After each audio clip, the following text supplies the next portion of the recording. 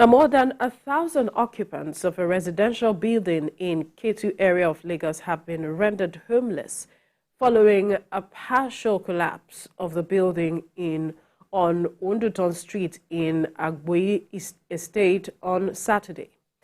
About 48 hours after the government issued an eviction notice, the residents are still trying to salvage their belongings.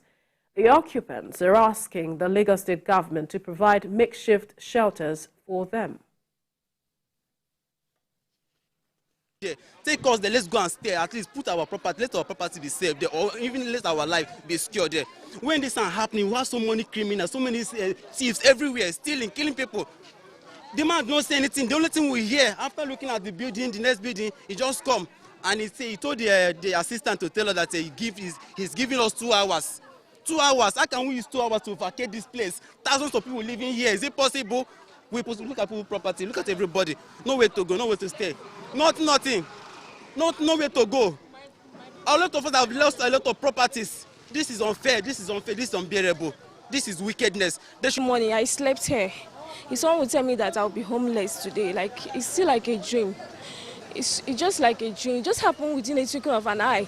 The next morning I was washing, all of a sudden some people came that they're giving us 2 hours to vacate the place. Like all of a sudden, like everything just happened so fast, like so fast. And right now, I don't even know where I'm heading from here right now. I don't even know. I want government, if they can come and render helps to us that are helpless, because I trust government. In fact, I should thank Lagos State government. I've never seen them fully in action like what I saw. They were able to arrest the development and make everybody to leave, because the house is not safe for anybody. That one alone, I say kudos to Lagos State, and I greet the governor especially, because I know they cannot do anything without his command. Well, TVC News reporter Sarah Iyeku joins us live on the news to discuss the latest update. She is currently at the scene of the incident. Sarah, one can only imagine how harrowing the experience is with those who have lost properties and their homes with regards to this development of a building collapse. But tell us, what do we know at this point? Because we've been hearing residents saying that the government has given them 2 hours to vacate that scene.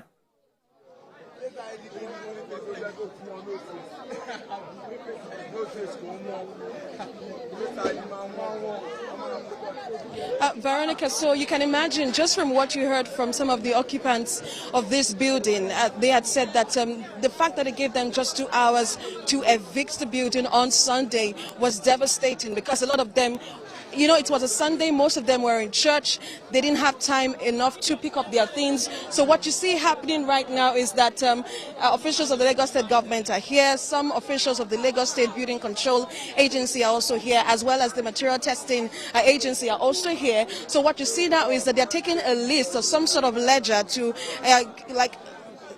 write down the names of those who are in each blocks of this building. So we hear that the building, the structure has about 500 rooms, block A to H, from what some of the residents have told me. And so what they're doing right now is they are writing their names block by block to go in one by one or batch by batch and ensure that they get their belongings out. You know, earlier they had complained that the government didn't give them enough time. And the reason is that on Saturday, when there was a partial collapse on the building, that's like after a 10-hour rainfall, when there was a partial collapse, they were asked to evict the building, and then all of them rushed in, you know, to get their things. But that particular rush, you know, caused some kind of tremor on the building, and then it started shaking at some point. And so they were asked to all leave their belongings and then come out. So what we see right now is a systematic, you know, approach to ensuring that the residents can go into the structure and then bring out their buildings, their belongings. And so that's what you see happening right now at the scene. So for now, we have spoken with some some residents, they have said that the government should try and create a makeshift shelter for them, because most of them, since Saturday night till this morning, they've been sleeping on the streets. For those who do not have family members they can go to, so they've been sleeping on the streets, sleeping practically on the streets, Veronica. So for most of them, some of them said that some of their belongings are lost because they could not keep track on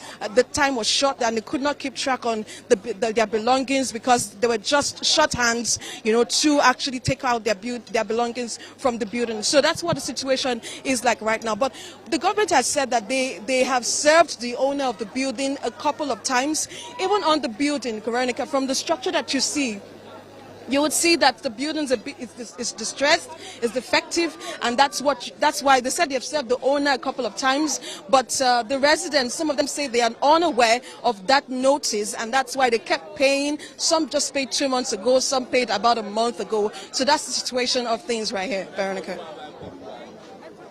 Right, sir, do we know did you speak with any of the Lagos State officials present at the scene of this collapsed building, what their plans are for the people? Yes, they are taking their data, they are gathering their information. What is the plan for them with regards to the information they are gathering? That's on the one hand.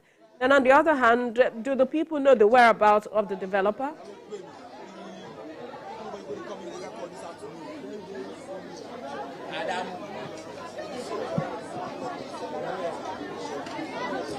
So for the owner of the building, we saw him earlier this morning briefly. He came in to pick up some stuff, even while the government had positioned some neighborhood watch guys to ensure that nobody comes into the building. We saw him go in briefly to take some of his things and out, and then we tried speaking with him this morning, but he didn't speak with us, said he was going to come back. And so for the residents, it's been very devastating for a lot of them, because some of them are widows, some have children.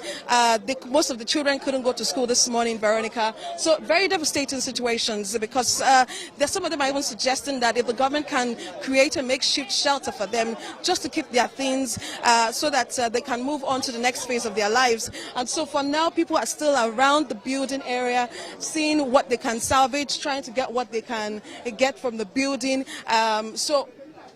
While we wait for the residents to try and pick up what they're going to pick up from the structure, the government, about a week ago, we saw the Lagos State Building Control Agency embark on some demolition exercise in Mushin area on the Lagos Island, a very famous place for building collapses. And we saw them serve distressed buildings notices. And it's pretty interesting or amazing how this particular building escaped, the attention of the Lagos State Building Control Agency. Even though they had served this building a couple of times, how they did not come demolish this on time before this partial collapse is a mystery. Veronica. Right, indeed, a mystery. And we'll be looking forward to what the government will do afterwards. Now, right, Sarah, we'll definitely keep tabs with you on developments coming out of that building collapse scene.